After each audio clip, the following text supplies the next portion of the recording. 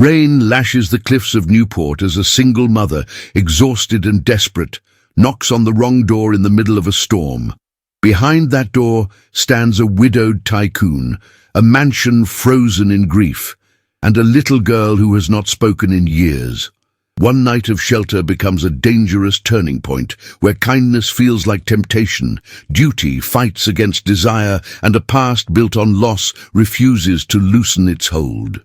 Before we begin, tell me in the comments, from where in the world are you listening to this story? And one more question. What do you love most about historical romances?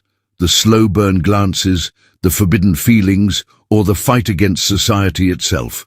Newport, Rhode Island, late October 1891. The sky above the Rhode Island coast had fractured into steel-grey clouds, heavy with salt and threat. Rain whipped against the windows of carriages and cottages alike, and the wind sang a violent hymn through the skeletal trees that lined the high road leading out of Newport. On that road, half shielded by a fraying wool shawl and burdened by exhaustion, Margaret Ellington pushed forward, one arm clutching the hand of her daughter, the other gripping a folded slip of paper with a name and address, now smudged by water. Her bonnet was soaked through, her boots slick with mud, and her heart beat not with fear, but with the relentless steadiness of a mother with nowhere else to go. The child beside her, Clara, no more than 6 years old, stumbled once on the uneven stone path and was quickly steadied by Margaret's hand. The girl's small fingers were stiff from cold, but she said nothing. She had long since learned the value of silence in moments like these. Ahead, through the sheeting rain, rose the silhouette of a mansion unlike anything Margaret had ever dared approach. Its tall iron gates stood open, as though the storm itself had blown them wide, and beyond them loomed Harrogate Mansion, a behemoth of stone, carved and crowned with black-wrought balconies and looming chimneys. The lanterns flanking the entrance flickered in protest against the wind, casting long shadows across the front steps like arms reaching for the past. Margaret halted at the base of the steps, rain streaming down her face. This couldn't be right. The woman who had promised her work, humble housekeeping and board in exchange, could not possibly reside in a place like this. The address she held was correct, but the world around her was not. Still, Clara's lips had turned faintly blue. Her hands trembled, and so Margaret made the decision, one that would not be reversed. She lifted the heavy brass knocker, shaped like a lion's head, and let it fall. Once, then twice. The door creaked open more slowly than she expected, revealing not a servant or maid, but the master of the house himself. Edward Harrogate, in all the sombre austerity the newspapers had once described, stood framed in the golden lamplight of his own threshold. Tall and severe, he wore a deep burgundy velvet housecoat over his shirt and waistcoat, and his greying dark hair was combed with meticulous order. There was nothing soft in his face, only the stern quiet of a man who had forgotten how to speak of hope. His eyes, hazel and guarded, travelled from Margaret's face to the shivering child beside her. She opened her mouth, breathless and wet, but no words came. He looked past her, then at the rain, then back to the child. "You are not expected," he said, his voice low and precise. Margaret found her voice thin and brittle. I was given this address. I believe there's been a mistake. I thought someone here was in need of domestic help. We didn't mean to intrude." There was no sound for a moment, but the crackle of the fire within and the rush of rain behind them. Then Clara, with quiet instinct, stepped forward, just slightly. Her brown eyes, wide and solemn, met the gaze of another little girl who stood in the hall, half concealed behind the stairway post. Lillian Harrogate, pale as porcelain, in an ivory nightgown and a wool shawl that dwarfed her thin frame, stared silently at Clara. She did not blink, she did not run, she simply stared. Clara, with a child's unself-conscious grace, reached into the pocket of her soaked pinafore and produced a small, wooden doll, carved roughly, with one arm missing. She extended it in the girl's direction. Lillian's hands did not move, but her eyes did. They flicked to the doll, then to Clara's face. Then, very slowly, she stepped out from behind the banister. Edward looked between them.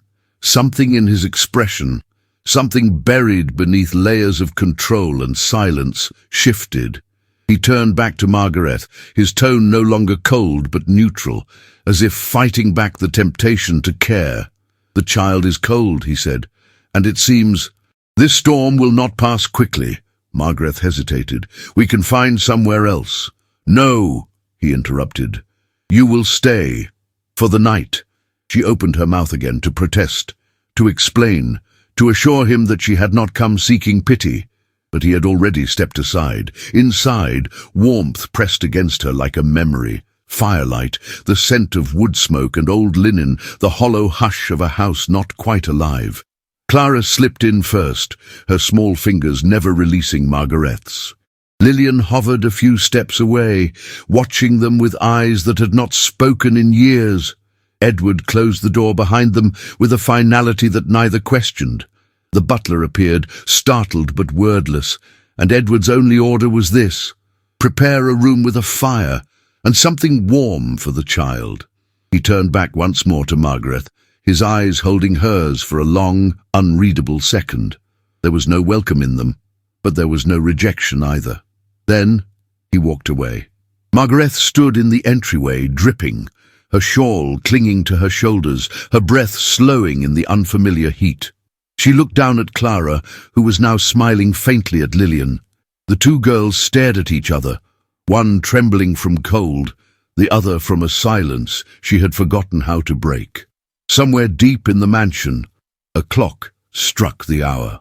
The wind rattled the glass behind the curtains, and Margaret realized, with the quiet gravity of fate, that they were no longer out in the storm. They were inside it. Newport, Rhode Island. October 1891.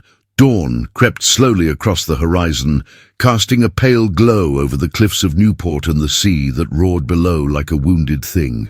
Within Harrogate Mansion, the storm had passed, but the silence that followed it was no less unsettling. There was no birdsong, no carriage wheels on cobblestone, only the breath of a house unsure of its new occupants. In a modest chamber near the east wing, one clearly prepared in haste, Margaret Ellington lay fully clothed upon a stiff, unfamiliar mattress. Her shawl, still damp in places, was folded at the foot of the bed. Her boots stood neatly side by the hearth, where the embers of a late-night fire now glowed like fading coals of resolve. Beside her on a smaller cot, her daughter Clara slept curled in on herself, one hand loosely gripping the hem of her mother's skirt. Margaret had not slept. She had watched the fire instead, and the shadows it cast on the floral wallpaper. The events of the night unraveled again and again in her mind: the rain, the door, the man who had opened it, and the silence that had followed her every footstep into the halls of this impossibly grand estate. She had no business here. She knew it. And though Mr. Edward Harrogate had not turned her away, she felt with every beat of her heart that she did not belong. The light of morning was a mercy. She rose quietly, careful not to wake Clara, and dressed with swift precision. Her dress was still damp, her apron creased from the packing it had endured, but she tied it on all the same. She brushed her hair and pinned it in a low, tight twist, hiding the curls that refused to obey. No mirror was needed. Her reflection had long since stopped offering comfort. By the time the clock in the corridor struck 7, Margaret was already descending the servants' staircase, her steps nearly silent on the worn wood. She did not know precisely where she was going, only that she must find someone, anyone, to thank, to apologize, to offer help. She would not take charity. That, above all, she could not bear. She found herself in what could only be called a morning room, though no morning light touched it. Heavy curtains remained drawn over tall windows. Dust motes floated in the air like suspended memories. A pianoforte stood in the corner, untouched, its keys half covered with a velvet cloth. On a side table rested a crystal vase filled with long dead roses. She stood there, unsure, until a voice startled her from the doorway. "You're awake early." Edward Harrogate stood not 5 steps away, a leather-bound book in one hand, the other resting in his pocket. His posture was composed, his expression unreadable. He had dressed, though not for business, a dark wool vest over a white shirt, the sleeves rolled once at the cuffs. He looked as though he too had slept poorly. Margaret straightened instinctively. "I intended to leave before you were disturbed, sir." "You were not a disturbance." He crossed into the room, his gaze moving briefly over her tired form, though his voice remained neutral. "The storm was severe. The roads are likely impassable until midday. You'd be risking more than discomfort if you attempted to walk back into town." "I don't wish to impose," she said, her voice soft but firm. "But if you would allow me to repay your kindness, I can clean, cook, launder, whatever is needed. I won't take shelter freely." Something flickered in his eyes. Respect, perhaps, or memory. He nodded once. "My housekeeper is ill," he said. "The staff are few. If you wish to assist for the next few days, while the roads clear, you may. I'll compensate you fairly." Margaret bowed her head. "Thank you." She turned to go, to find a broom or a basin, anything that would keep her hands occupied and her thoughts away from how her heart pounded when he spoke to her directly. "You don't need to rush," Edward said unexpectedly. "There's coffee in the dining room." She paused, her back to him. She dared not ask whether that was an invitation, but she nodded and continued down the hall, choosing instead to find the kitchen where she would be less visible and more useful.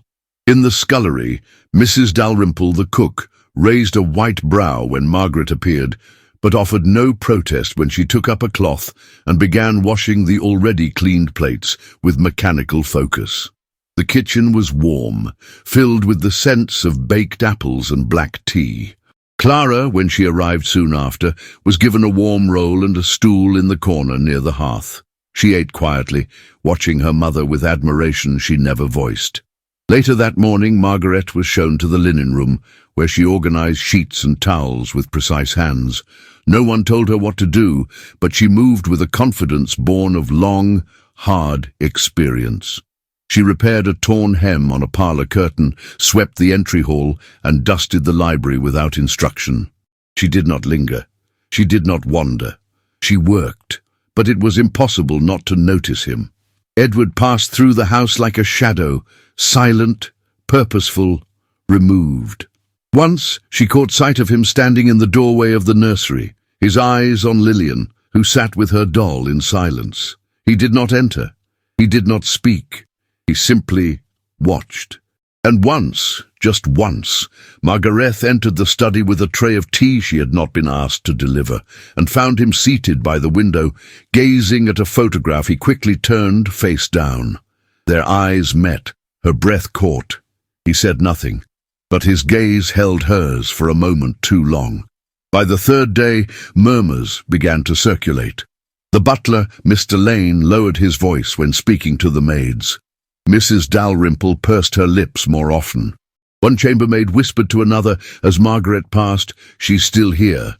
But Margaret continued, dignified, silent, steady. That afternoon, as the girls played quietly near the drawing-room fire, Edward stood across the room, arms folded. Margaret sat near the children, darning a pair of stockings. "Miss Ellington," he said suddenly. She looked up, startled by the sound of her own name on his lips. "This house has been different since your arrival." She blinked. "If I've overstepped—" "No." His voice was low. "You haven't." He hesitated, as though there were more to say. Then, as though thinking better of it, he nodded once and turned away, leaving her with a thread half pulled and a heart that beat not with fear, but with the strange, growing ache of being seen. Newport, Rhode Island, October 1891. The days at Harrogate Mansion had begun to unfold with quiet, rhythmic grace. The storm had long since passed, but in its wake lingered something subtler, an air of expectancy, of something not yet spoken but steadily approaching. The sea below the cliffs roared with its usual autumn violence, but inside the mansion there was a hush that trembled with the weight of change. Margaret Ellington moved through the house with quiet resolve. Each morning she rose before the sun, dressed with care, and tended to the domestic duties no one else seemed to manage with such gentle precision. Though she was not formally employed, the staff had come to accept her presence with cautious tolerance. The linens were crisper, the hearths cleaner, the halls less dusty. Clara, ever watchful, had taken to accompanying Lillian Harrogate in the afternoons. The girls rarely spoke in the presence of adults, but their shared silences had begun to sound like laughter, soft and secret. Still, not all within Harrogate rested easily. In parlours and tea-rooms beyond the estate, Newport's social circle had begun to stir. There were whispers at the milliner's shop, sidelong glances exchanged at church.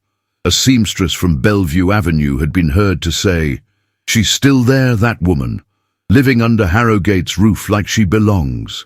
And on the third Thursday of October, without invitation or warning, Mrs. Arabella Whitmore arrived.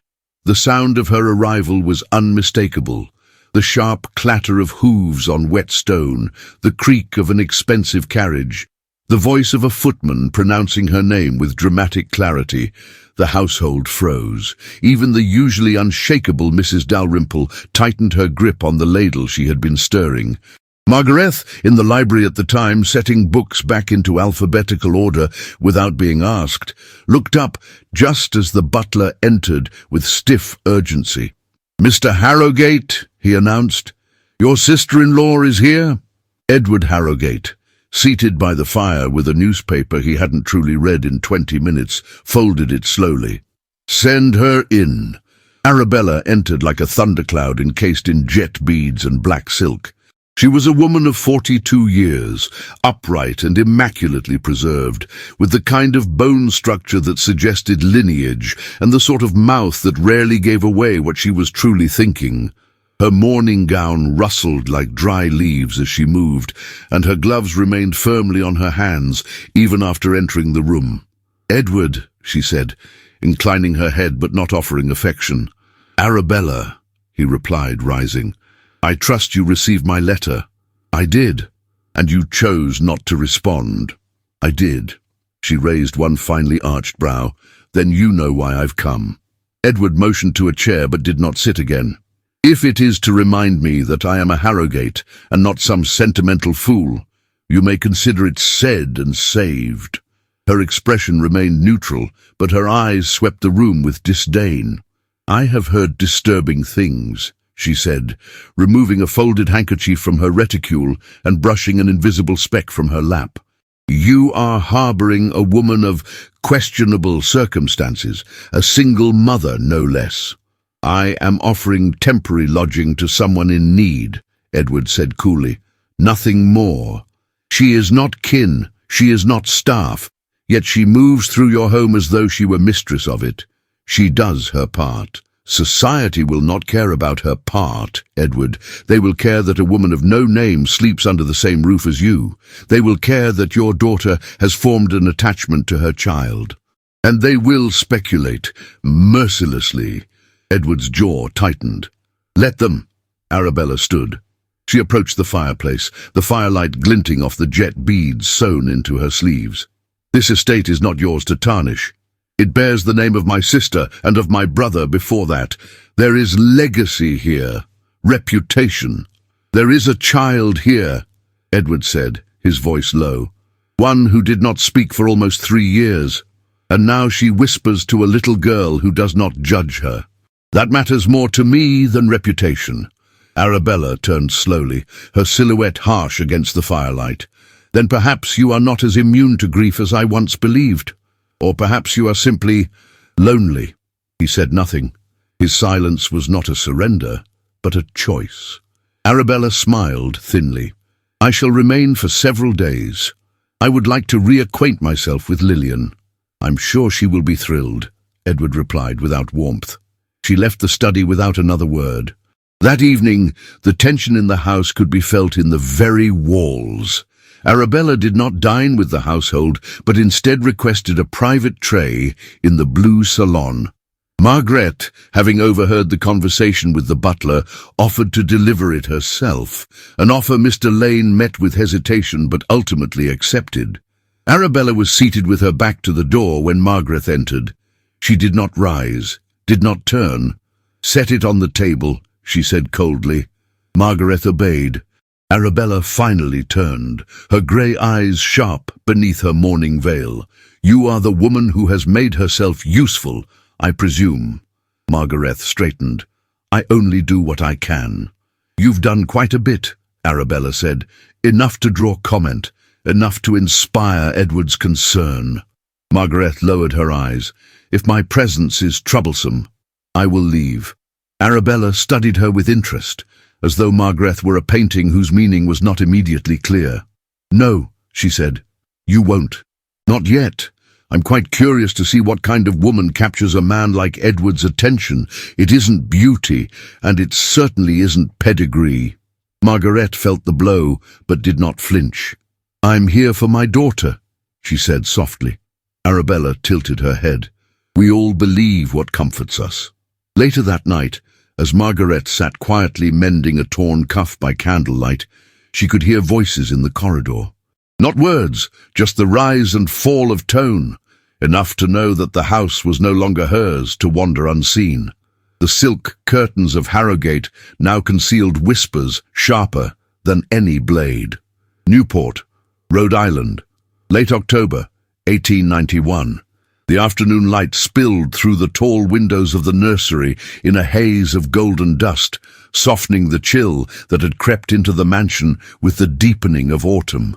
The fire had been lit early, casting delicate warmth across the ornate carpet and the ivory moulding that framed the pale blue walls. Toys lay scattered in deliberate disarray: cloth animals, picture cards, a miniature tea set carefully abandoned mid-service. Yet it was the silence that reigned, as always. Margaret Ellington sat by the hearth, her hands wrapped around a delicate object she had found tucked beneath the edge of the nursery armoire. It had been lying there, nearly forgotten. A music box, carved from dark walnut, small enough to fit into her palms. Its silver handle was bent, and the inside gears, exposed where the cover had loosened, looked rusted by time and tears. She had not meant to intrude. But when Clara pointed it out with a whisper, and Lillian Harrogate cast her eyes quickly to the floor, Margaret knew the item bore meaning far beyond its simple tune. Carefully, respectfully, she had lifted it, as one might lift an heirloom from a grave. Now, seated by the fire, she worked quietly with a hairpin and a scrap of cloth, cleaning and adjusting with painstaking patience. Her breath was soft, her fingers nimble. She did not speak. Neither did Lillian, who watched from a cushion near the window, her ash-blonde hair falling in quiet ribbons over her shoulder. Clara sat between them, humming to herself as she sewed a button onto a scrap of fabric Margaret had given her. The domesticity of the scene was so gentle, so intimate, that the room itself seemed to breathe more deeply for it. When at last Margaret turned the small crank and the box gave a low, stuttering whir, Lillian flinched. Then, with the softest chime, the melody began. It was an old tune, one Margaret recognized not by name, but by emotion, the kind of lullaby a mother might sing while brushing a daughter's hair before bedtime. Sweet, aching, familiar. Lillian's hands clenched in her lap. Clara tilted her head. "It's pretty," she whispered. Margaret glanced at Lillian but did not speak. The notes played on, hesitant at first, then fuller, richer. Lillian blinked rapidly, and then, as if drawn from a place long buried, she whispered a single word. "Mama!" The fire crackled. The music box turned. Clara froze, her needle suspended mid-air. Margaret's breath caught. Across the hall, standing just beyond the doorway, Edward Harrogate had stopped mid-step. He had come to check on the girls. Nothing more. Yet he remained rooted, unmoving. As the word reached his ears like a bell in a dark cathedral, he stepped forward, slowly, cautiously. Lillian turned her face to the side, as though ashamed of the sound she had made. Her cheeks flushed pink. Edward crossed the threshold. "Lillian," he said gently. She looked up. He had not spoken her name so softly in years. She rose to her feet, walked slowly to the hearth, and sat beside the music box. Her small hand reached out, not for her father, not for Clara, but for Margaret. She placed her fingers over Margaret's, which rested on the lid of the box. Edward watched. His throat moved, but no words came. He stood there for a long time. That evening, as the sun fell and the gas lamps glowed amber against the velvet drapes, Margaret was preparing to retire when the butler approached her near the staircase. "Mr. Harrogate requests your presence for dinner," he said quietly. Margaret hesitated. "I wasn't aware." "He said it is not formal," the butler added, though his tone held something speculative, something quietly astonished. Margaret nodded. She returned to her room, heart pounding, and changed into the least worn of her dresses, a charcoal grey bodice with matching skirt, freshly brushed. Her fingers trembled slightly as she twisted her hair into a low coil and pinned it with the bone comb Clara had found behind the dresser. No powder, no jewellery, just herself. When she entered the dining room, she felt the full weight of the space. The ceiling rose high above her, supported by carved pillars. The table, long enough to seat 20, had been set for 2. Edward stood at the head, no jacket this time, only a fine black waistcoat and white shirt. His cravat was loosely knotted. He looked more like a man than a portrait of one. "Thank you for coming," he said, motioning toward the chair to his right. She sat. The butler served soup, then roast quail, then a warm custard with nutmeg. They ate in silence, not for lack of words, but because neither trusted themselves to speak. At one point, their eyes met across the flicker of candlelight. Neither looked away. It was not the gaze of strangers, nor the familiarity of friendship. It was the charged stillness of two people suddenly aware that something had shifted between them, something elemental. It lived in the way his hand brushed the edge of the linen, in the way her breath caught as he stood to refill her glass himself, in the soft hush that fell between spoken thoughts. Finally, Edward spoke. "She said a word today." Margaret nodded. "Yes, it has been nearly 3 years." "I know." He looked down at his plate, then up again. "I've tried governesses, therapists, music instructors. Nothing reached her. She allowed herself to be heard," Margaret said gently. "That's not something that can be forced." He studied her for a long moment. "What is it you see when you look at her?" Margaret hesitated, then answered, "A child trying very hard not to break in half." "You say it is—" He closed his eyes briefly. When he opened them again, his voice was different. "I remember when that box played in this house," he said. "My wife would wind it in the nursery. The song used to echo through the hall at dusk." She said nothing. What comfort could she offer? "I haven't been able to listen to it since she died," he continued. "I thought it was lost." Margaret's voice was a whisper. "Lillian kept it."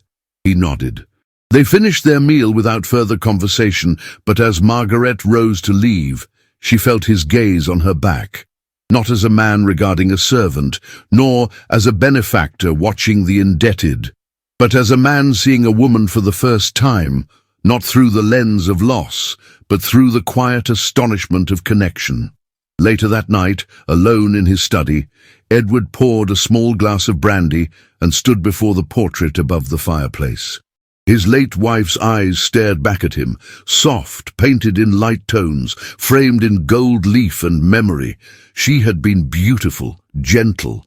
Theirs had been a solid marriage, warm but composed, shaped more by duty than by passion. He had mourned her, deeply.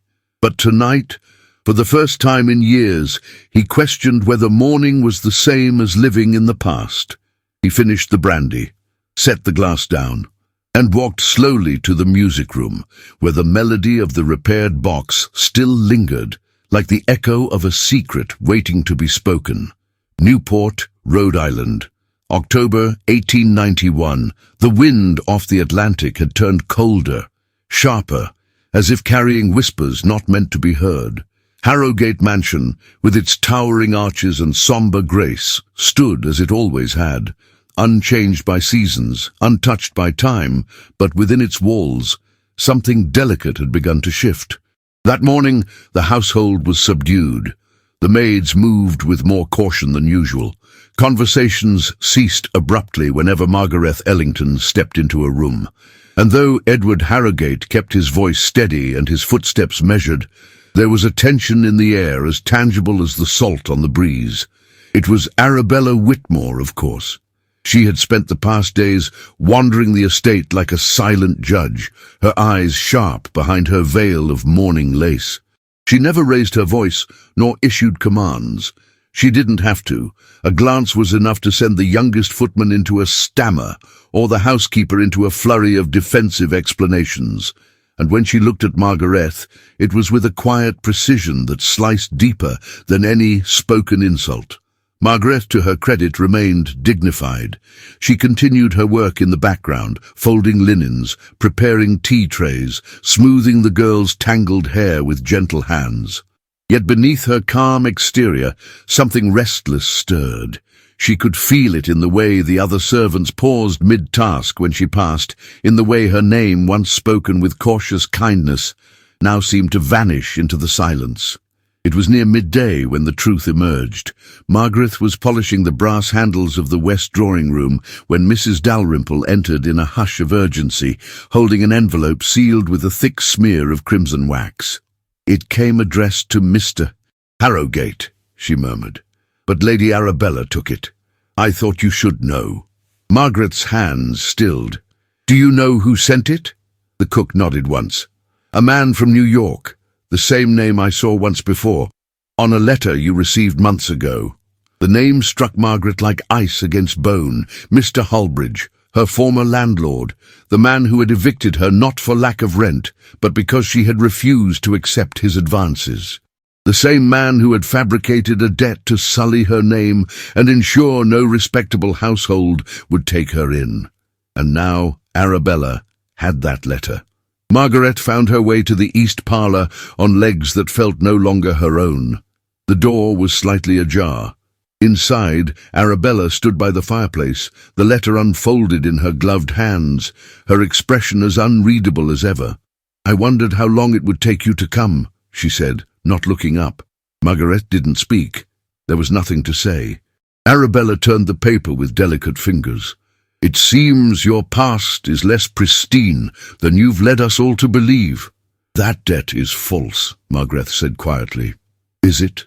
Arabella raised a brow. And yet you never mentioned it. You allowed my brother-in-law to welcome you into his home, to let his child grow attached to yours, while this stain lingered behind you like a shadow. I had no choice. Her voice trembled, not from fear but from the effort of containing it. No one listens to a woman with no name and no husband. I tried to fight it. I lost everything. Arabella's eyes narrowed. Then perhaps you should have accepted your station more gracefully. There is a place for women like you, Miss Ellington, and it is not beside men like Edward. She held out the letter, not in kindness, but in dismissal. You should leave, before he reads this. Margaret took the paper with both hands. Her fingers shook. That evening, as dusk crept through the tall windows and the lamps flickered to life one by one, Margaret did what she had not done in years. She knocked on the door of Edward Harrowgate's study. He looked up from behind his desk, surprised, then concerned. The firelight reflected in his eyes, making them softer than she had ever seen them. Miss Ellington, he asked. She stepped inside, unfolded the letter, and placed it on the edge of his desk without a word. He scanned the contents quickly. When he looked up, his expression had changed. Not anger, but something deeper, a quiet sadness. It's false, she said before he could ask. He wrote that after I refused to compromise myself. And when I protested, he threatened Clara's safety.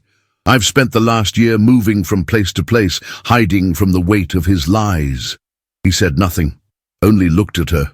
I never meant to stay here, she continued, her voice barely above a whisper. I thought I would work a few days, earn enough to feed my daughter and leave before anyone remembered my name. But then Lillian smiled, and Clara slept through the night for the first time in weeks. And her breath caught. I forgot what it felt like to be seen as more than a burden. Edward rose slowly. He moved around the desk and stood before her, his presence calm but charged with something unspoken. "You should have told me," he said softly. "I didn't think you would believe me." He reached out, hesitated, then let his hand fall. "I do." She looked away, overwhelmed. He watched her for a long moment, then spoke again. "You are not a burden, and your place in this house has never depended on a stranger's lies." She nodded, unable to find words. Later that night, as the household settled into quiet, Edward passed the open doorway of the small parlour near the girls' quarters. Inside, the fire had been lit. A lamp glowed low in the corner, and on the worn settee, Margaret sat with a book in her lap, reading aloud in a soft voice. Clara lay curled against her side, thumb in her mouth, eyes fluttering. Lillian, seated on the floor with a quilt wrapped around her legs, leaned her head on Margaret's knee. The scene was still, but it pulsed with something warm, whole. Edward stood in the shadows and watched. He did not interrupt. He did not speak. But as he turned away, he brought his hand to his left hand, where once, for many years, a gold ring had rested. His thumb brushed the space that had grown bare, and for the first time since he had buried his wife, he did not feel guilt for wanting something more. He felt only the quiet ache of possibility. Newport, Rhode Island, late October, 1891. The rain returned without warning. It fell in narrow sheets across the stone terrace, tapping insistently against the tall windows of Harrogate Mansion like a messenger bearing ill news. Grey mist hung over the cliffside, blurring the sea and the sky into one endless horizon of gloom. The lamps inside flickered uneasily, as though sensing what was to come. Margaret Ellington stood in the linen room, folding towels with careful hands. There was a stillness to her that did not match the storm outside, a composure hard-earned, like porcelain hardened in the kiln. Her eyes lingered on the stitched hem of one towel, then drifted toward the corridor. Something in the air had changed. She felt it before she heard it. The voice was not familiar. It echoed through the hall like thunder finding its way indoors. "I know she's here. I have come for what is owed to me." Margaret's fingers froze. Downstairs, the staff paused mid-step, startled by the sudden intrusion. Mrs. Dalrymple dropped a ladle with a sharp clatter. The butler stepped from his post, stiff with alarm. A tall man in a soaked overcoat stood at the entrance, shaking rain from his sleeves with the shameless bravado of someone who feared nothing, not even decency. Mr. Halbridge. The name pressed against Margaret's chest like the weight of 1,000 stones. He had come in person. Edward descended the stairs slowly, calmly, but his jaw was tight, and the lines near his mouth had deepened. He stopped several feet away from the man, eyes cold. "You have trespassed on private property," Edward said. Halbridge scoffed. "I come only to claim what is mine. The woman you harbour under your roof owes me 2 months' rent and compensation for damages to my property. That is the law." Margaret had appeared by then, her dress damp at the hem, her hands clenched at her sides. She stood on the second-floor landing, Clara's hand clutched tightly in hers, staring down at the man who had once reduced her world to rubble. "She owes nothing," she said, her voice clear and unwavering. Halbridge turned, eyes narrowing. "You run, and you lie, and still you find men to protect you. I wonder what you offer them to win such loyalty." A murmur passed through the staff gathered below. Margaret's cheeks flamed. Not with shame, but with fury. "I have never lied," she said. "But you have forged my name in your ledgers. You forced me from my home when I had nowhere else to go. And now you live in a mansion," Halbridge sneered. "Isn't that curious?" Edward had not moved. His silence was deafening. Margaret looked to him, searching for something, anything in his eyes. He met her gaze, but he said nothing, Not to Halbridge, not to her. The silence was an answer in itself. Arabella stood in the doorway, her expression unreadable. Margaret turned, lifted Clara into her arms, and walked slowly back down the corridor without a word. It rained throughout the afternoon. No one saw Margaret again that day. But as the hour turned late, a light glowed in the nursery, where she had returned for one last task. She knelt before Lillian's music box, the same one she had repaired with her own hands, and opened its lid. The melody chimed faintly. Inside, she placed a folded piece of paper, no longer than a few lines. Then she closed it gently, kissed the lid, and stepped away. In the next room, Clara waited, her small valise already packed. "I'm ready, Mama," she said softly. Margaret nodded. They descended the servants' stairs in silence. The rain still fell, but it had softened, as if even the storm had grown weary. They walked past the drawing room, past the gold-framed portraits and the velvet-curtained windows. No one stopped them. No one saw them, or so they believed. At the top of the grand staircase, nearly hidden in the darkened shadows, Lillian Harrogate stood barefoot in her nightdress, her eyes wide and full of something too old for a child. She clutched the wooden doll Clara had given her, her fingers white around its waist. She did not call out, she did not cry, but her gaze followed them until the door closed behind them, and the sound of the world outside swallowed the only people who had ever truly seen her. Newport, Rhode Island, early November 1891. The rain had ceased by morning, but the silence it left behind was heavier than the storm.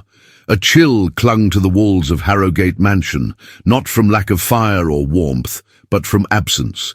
The kind of absence that hollowed out rooms and turned footsteps into echoes.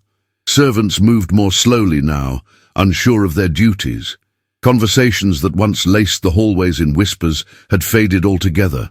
The rhythm of the house had faltered, like a clock that kept ticking though no one wound it. Edward Harrogate stood at the window of his study, staring out at the cliffs where the sea had grown unusually still. He had not shaved. He had not changed his coat. The day had passed, but he had not counted it. What were days when they no longer contained meaning? The house was quiet, too quiet.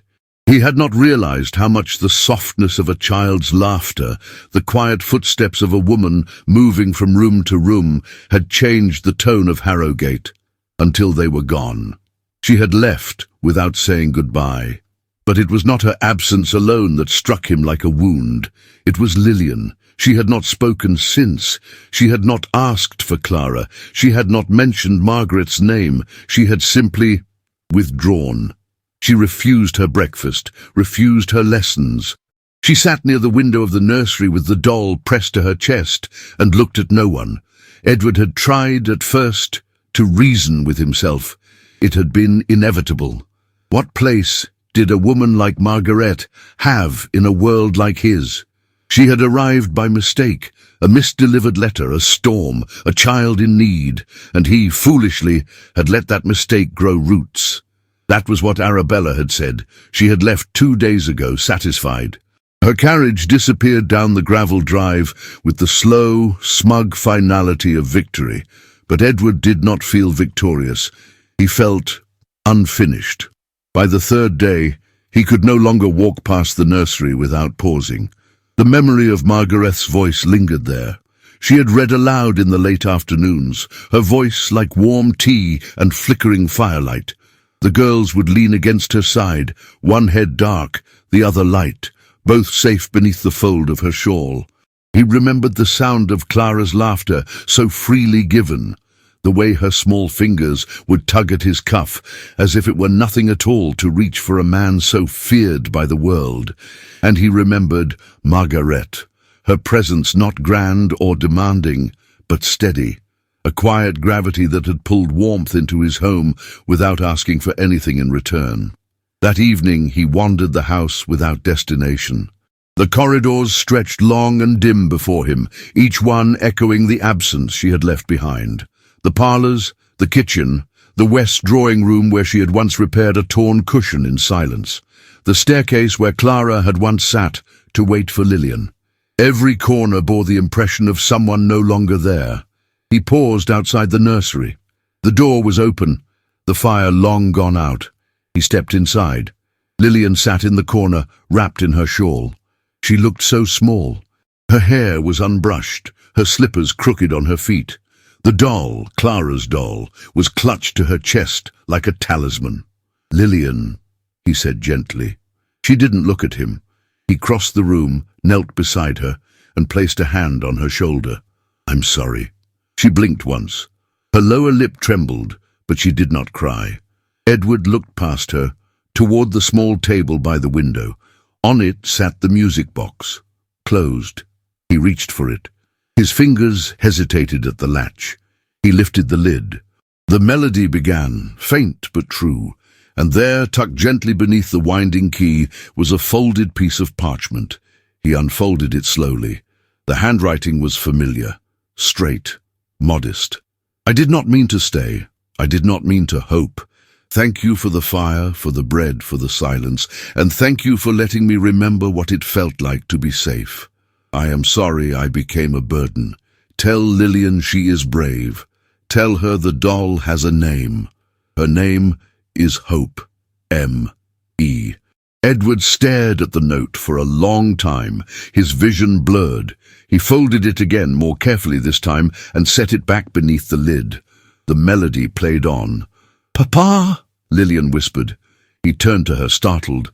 Her eyes were full of something ancient. "I want her back." He nodded slowly, the weight of her words pressing against the tightest corner of his chest. "I do too." He rose. He walked to the door. And for the first time in years, Edward Harrogate acted not as a man of means or legacy or cold logic. He acted as a man who had made a mistake, a man ready to reclaim what he had foolishly let go. Newport, Rhode Island, early November, 1891. The courthouse stood at the end of a long stretch of wet stone, flanked by narrow oaks stripped nearly bare by the season. Its facade was stern, Greek in inspiration, with tall white columns that did not speak of justice, but rather of power.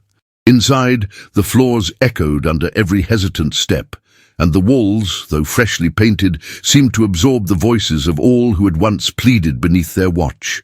Margaret Ellington sat on a wooden bench near the rear of the courtroom, her hands clasped tightly in her lap, her eyes fixed on the floor ahead. Clara, wrapped in a faded shawl, slept against her side, unaware of the judgment preparing to unfold. There were no advocates to speak on Margaret's behalf. No coin to pay for proper counsel. Just a folded packet of letters in her satchel, and the worn resolve of a woman who had learned long ago that silence, when carried with dignity, was sometimes her only defense. The judge had not looked her in the eye. He had read the claims, the so-called debt, the accusations of defamation, and nodded as though his mind had already found its verdict. Across the aisle, Mr. Holbridge sat smugly, a man confident in the weapon he had crafted from lies. His waistcoat was too fine for a landlord, his boots too polished. He had dressed for victory, and behind him, seated like an empress in mourning, was Arabella Whitmore. She did not glance at Margaret. She did not need to. Her message had been delivered days before, carved into every syllable she had spoken within Harrogate's walls. "There is no place for women like you here." The bailiff called the hearing to order.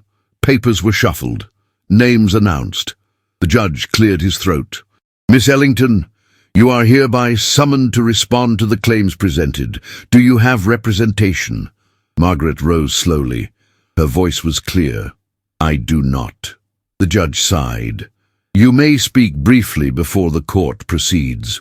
She stepped forward, each movement measured as though her dignity were held in the tilt of her shoulders. "I am not a woman of means," she began, her gaze steady though her heart thundered. "I did not borrow money. I did not damage property. I refused an indecent offer from the man who accuses me, and for that I have paid in silence." Holbridge chuckled. The sound slithered through the room. The judge frowned. "You have no documentation?" "No, only my word." He nodded slowly, lips pursed. "The court will recess for 10 minutes before a decision is rendered." Margaret turned back to the bench. Clara stirred. The room emptied slowly, people drifting toward the corridor in search of warmth and gossip. Only Arabella remained in her seat, a black-gloved hand resting on her cane, her eyes fixed forward with the placid stillness of victory. Margaret bent down to adjust Clara's shawl. Her fingers trembled. For the first time in weeks, she felt what she had tried to bury rise up in her chest. Defeat, the kind that hollowed rather than broke. She had walked through fire and rain and humiliation. She had stitched torn linen and warmed borrowed rooms, and dared to believe herself worthy of something better. But hope had always been dangerous. The courtroom doors creaked open behind her. Footsteps echoed with the certainty of someone who did not doubt his right to be heard. Edward Harrogate stood in the threshold, tall and composed, flanked by a man in spectacles carrying a leather folio. His presence brought a hush to the room, like the sudden stillness before a bell was struck. Arabella's eyes lifted. The judge re-entered. "Mr. Harrogate," Edward stepped forward, "I am here to speak on behalf of Miss Margaret Ellington." Hulbridge rose. "This is highly irregular." The judge raised a hand. "Proceed." Edward spoke calmly, but with a steel threaded through every word. "The accusations against Miss Ellington are false. The claimant, Mr. Hulbridge, has previously filed similar complaints against 2 other women, both dismissed due to lack of evidence. My legal counsel has acquired sworn statements confirming Miss Ellington's lawful departure from his property, and an affidavit that the damage cited was reported a full month after her tenancy ended." He nodded to his solicitor, who handed over the documents. Edward's gaze did not falter. "In addition," he continued, "Miss Ellington was employed at Harrogate Mansion during the time in question, under my direct protection, and with no cause for disrepute.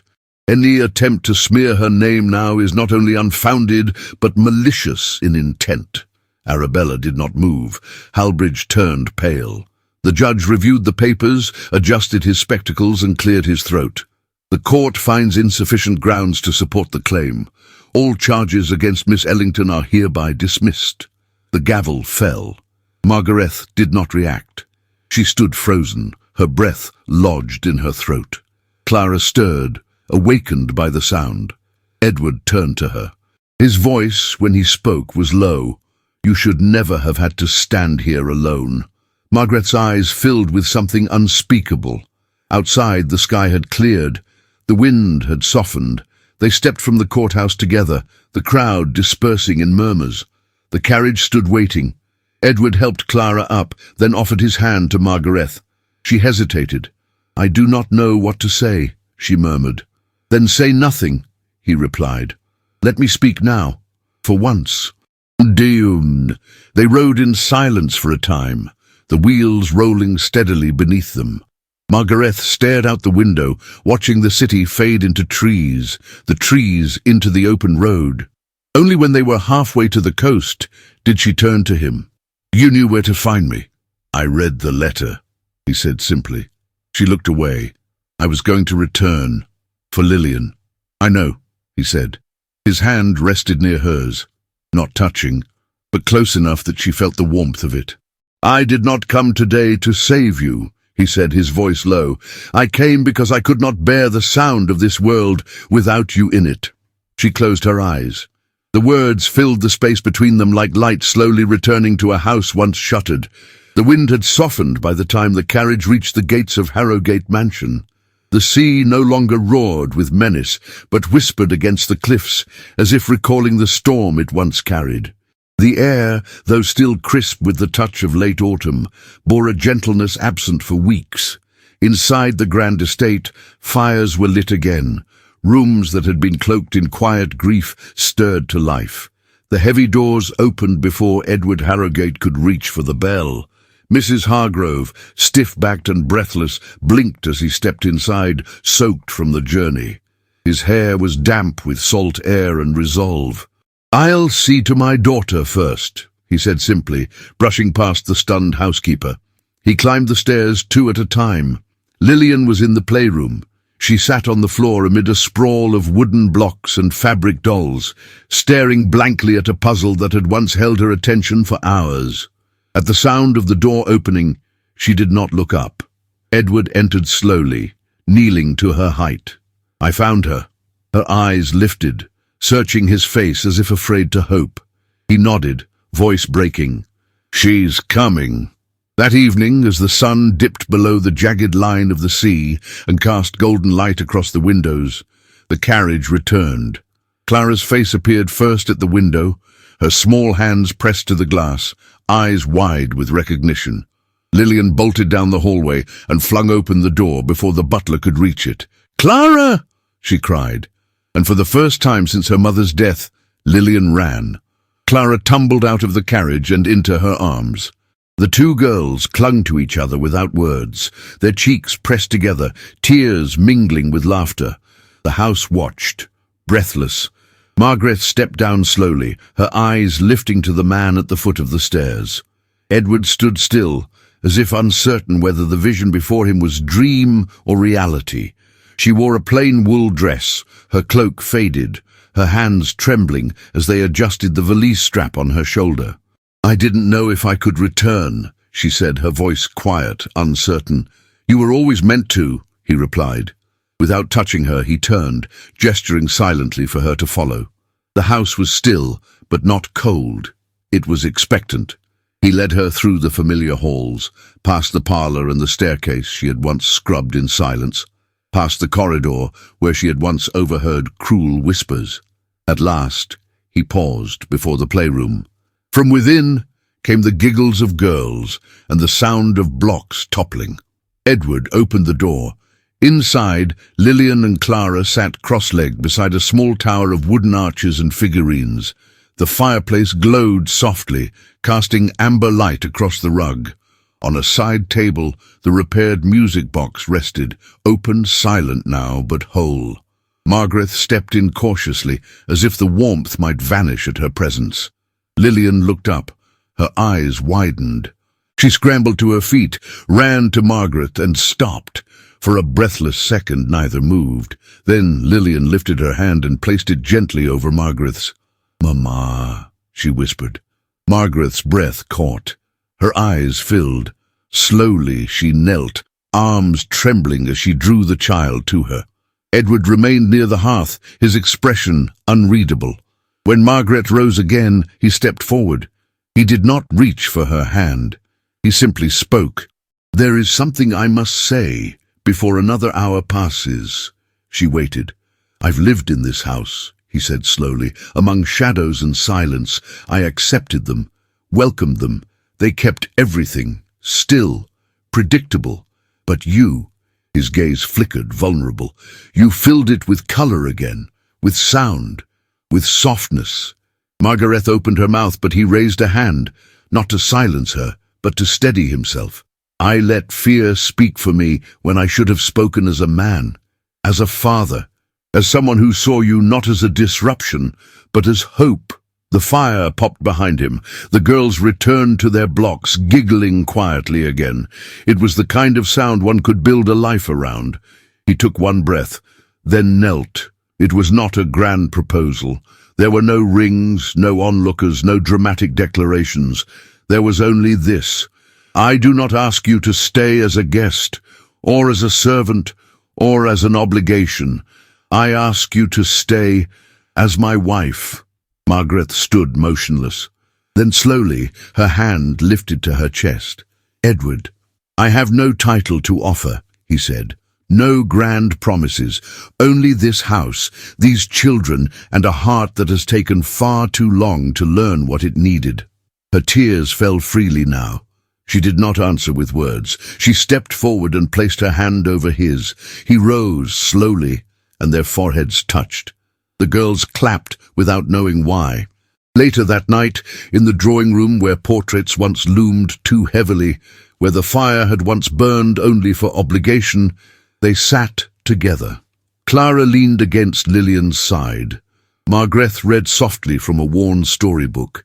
Edward watched them all, the flicker of candlelight in his daughter's hair, the curve of Margaret's lips as she turned a page, the rhythmic rise and fall of a quiet home no longer broken.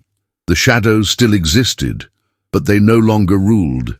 They had been replaced, gently but completely, by the sound of love rediscovered. Spring came gently to Newport that year, not with the wild flourish of sudden blooms, but with the grace of a long-awaited letter finally opened. The sea shimmered with a silver sheen that mirrored the sky, and Harrogate Mansion, once silent in its grief, stirred with signs of rebirth. The garden, long neglected since Eleanor Harrogate's passing, now burst into careful order. Ivy had been trimmed from the stone arches, and the roses, though still modest in their blooming, had been coaxed into lines of soft pink and creamy white. The gardeners whispered that it was the new mistress's touch that brought colour back to the soil. Margaret Ellington stood at the edge of the rose garden, wearing a plum wool gown that clung to the curves of her waist with quiet dignity. The colour had been chosen by Clara, who insisted it was the shade of regal violets. Her hair was pinned back with modest ivory combs, and her gloves, though not new, had been mended with care. On her arm rested the hand of Edward Harrogate, no longer withdrawn in mourning, but grounded, steady, certain. Their wedding had not been announced in the papers. There were no carriages lining Bellevue Avenue, no silver trays with monogrammed sweets, no orchestras rehearsing until dusk. It was a ceremony of hushed grace held beneath the arbour in the garden, where the wind rustled through branches like soft applause. Lillian and Clara walked ahead, each holding a small basket of rose petals. They scattered the blooms unevenly, laughing when the breeze carried them sideways. Margaret watched them with a fullness in her chest that threatened to overwhelm. The child she bore and the one she had chosen both belonged to her now, though no law had written it. At the altar, fashioned from the wrought-iron trellis that had once held vines of despair, stood the Reverend from St. Andrew's Chapel. He was a man with kind eyes and a voice like linen, clean, folded, and warm. As Edward took her hands in his, he did not make grand vows of riches or protection. He spoke of honesty, of the silence they had shared, of the nights when her voice had been the only sound that soothed his daughter to sleep. "I do not offer perfection," he said. "Only a house where your presence is not tolerated, but wanted, needed." Margaret did not speak immediately. Her voice trembled, and the Reverend allowed the silence, as one allows the final pause before a hymn swells. "I came to this house by mistake," she said, "but the mistake saved me." There were only a few guests present: Dr. Fowler, the governess, Mrs. Hargrove, and a young lawyer who had helped dissolve the false charges once held over Margaret's name. They stood respectfully apart, hands folded. At the edge of the garden, beneath the yew tree, a figure in black watched the ceremony unfold. Arabella Whitmore, dressed in her widow's mourning, her veil drawn back to reveal sharp eyes, remained silent. She neither objected nor applauded. When the kiss was exchanged, simple, reverent, slow, she offered a single deliberate nod before vanishing down the gravel path. No one followed her. Inside Harrogate, a supper had been prepared, not a feast, but a meal of warmth and care. The table in the drawing-room was set for 4, white linen napkins, a vase of garden roses, creamed asparagus soup and freshly baked bread. Clara spilled the water glasses twice. Lillian giggled. Edward carved the meat with an ease that surprised even him. Margaret passed the potatoes with grace and accepted the compliments of Mrs. Hargrove with a shy smile. Her place at the head of the table had not been debated. It had simply been set. When the meal was done, the children fell asleep by the hearth, their heads resting on opposite sides of the same velvet armchair. The music box, once broken and twice mended, sat on the mantel. Its tune, long silenced, had not been played that night. It did not need to be. The house had found a new melody. Edward remained seated, his hand wrapped gently around a glass of tea. He watched Margaret with a gaze no longer veiled in hesitation. She sat beneath the chandelier, her face aglow with the fire's reflection, her eyes following the flicker of shadows on the wall. He did not speak. She did not need him to, because in that room, in the quiet laughter of children, in the scent of roses carried through the open windows, in the breath between words and glances, was the truth neither had dared name before. This house, once steeped in mourning, now bore witness to the resilience of love rebuilt. And she, Margaret Ellington Harrogate, not the first wife, not the social equal, not the debutante in ivory lace, had become its heart, not because she saved it, but because she stayed.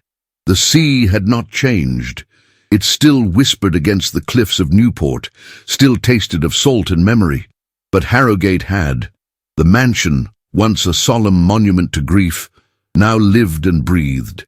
Laughter echoed in its halls, sometimes from children racing down the grand staircase, sometimes from the soft murmur of voices in the library where stories were still read by lamplight. The garden bloomed earlier now. The roses no longer waited for warmth. They met it. It was the fourth spring since Margaret had become a Harrogate. The townspeople no longer whispered when she passed, nor questioned the legitimacy of her place at Edward's side. If anything, they now whispered of her courage, her elegance, her quiet ability to transform sorrow into home. Edward's hair had greyed at the temples. He no longer worked through the night, no longer sought the noise of industry to drown out the ache of loss. Instead, he rose early, kissed his wife's shoulder before she stirred, and walked the garden with a child in his arms. Their son, Henry Elias Harrogate, was now 2 years old, with eyes the colour of dusk, and a laugh that made even the butlers smile. He was born in the drawing-room during a storm, just like the one that had brought Margaret to their door. And when he cried, it was Lillian who sang him to sleep. Lillian had grown taller, bolder. Her voice, once hesitant, now carried through the halls, like soft wind through leaves. She still kept the doll Clara had given her, though now it rested on a shelf above her writing desk. She called Margaret Mama with natural grace, and called Clara Sister, even when they fought over ribbons and ink. Clara, nearly 10, had become fiercely independent. She rode horses with confidence, helped Mrs. Hargrove in the kitchen, and once told Arabella to stop scowling because the roses might wilt. Arabella Whitmore no longer visited Harrogate. After the wedding, she had withdrawn from Newport society, quietly retreating to a small property in Providence. Rumours swirled that she had tried to reverse Edward's legal guardianship over Lillian and failed. Others said she had simply grown tired of fighting a house that refused to remain in mourning. Whatever the truth, she faded from their story, a shadow finally released. As for Margaret, she had grown into her role not with ambition, but with grace. She managed the household, taught Clara her letters, and walked every afternoon with Lillian. At night, she and Edward sat by the fire, hands intertwined, the silence between them full of meaning. Sometimes they spoke of the past, not with regret, but with awe. How close they had come to missing each other. How much had grown from one rain-soaked mistake. Margaret kept the music box near her bed, its melody now soft from age. She wound it once each evening just before sleep and let its lullaby carry her into dreams. The world outside changed. The railroad expanded. Newport's skyline grew. Women began whispering louder about their place in society, and men began listening, some reluctantly, some with hope. But within Harrogate, the greatest change had already come and stayed. It was not the wealth, not the title, not even the child born of new love. It was the certainty that love, earned, tested and chosen each day, was the truest legacy a family could hold.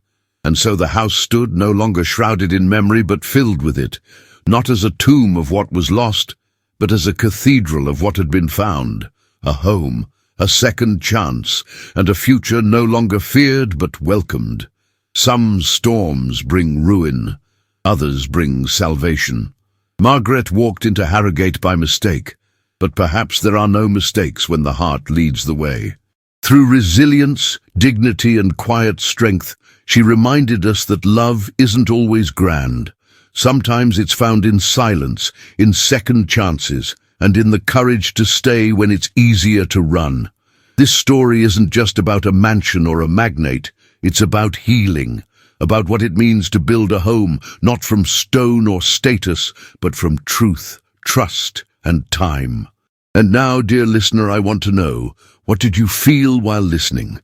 If you reach the end of this journey with us, type the word redemption in the comments below. It helps us know who stayed until the very last page and helps our stories reach more hearts like yours. If this tale moved you, consider supporting the storytellers behind the scenes by sending a super thanks in any amount your heart allows. Every little bit helps us bring more love, more history, and more voices to life. And if you're unable to support financially, no worries at all. Just share this story with a friend who still believes in romance. And before you go, don't miss the other period love stories waiting for you in the cards above. Each one has its own fire, its own tears, and its own ending worth remembering. From our hearts to yours, thank you for being here.